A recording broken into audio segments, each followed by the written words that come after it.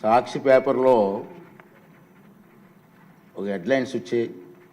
ఏంటంటే మనం ముందుగానే ఎప్పటి నుంచి అనుకున్నాం, మనం కొత్తగా సభ్యులు వచ్చారు, 84 మంది ఉన్నారు, వాళ్ళందరికీ ట్రైనింగ్ క్యాంప్స్ పెట్టాలని 2 days ఫిక్స్ చేసుకున్నాం. వాస్తవం అది.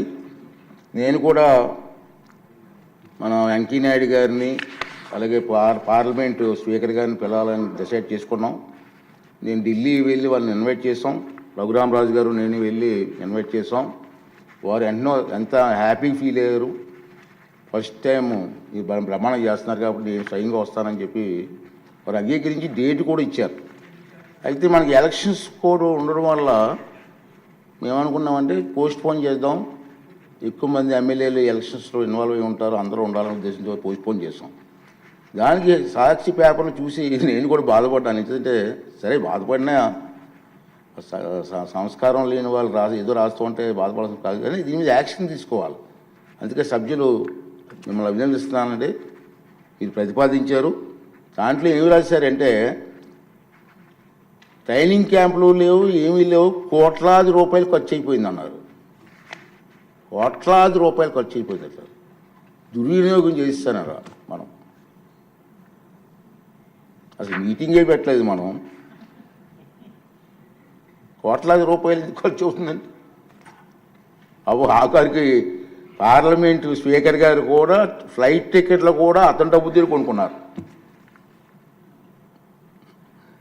ఇలా ఇష్టం వచ్చినట్టు రాయడం కూడా బాధ అనిపించింది. కానీ మన సభ్యులు, గౌరవ సభ్యులను అభినందిస్తానండి.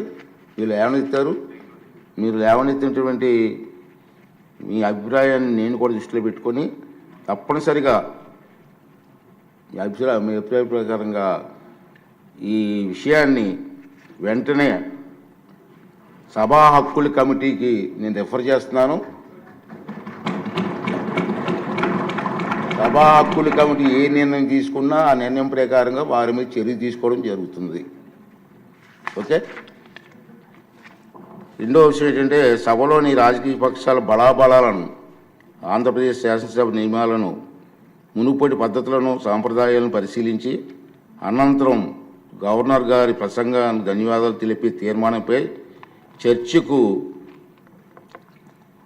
సుమారు 5 గంటల సమయాన్ని కేటాయించడమైంది.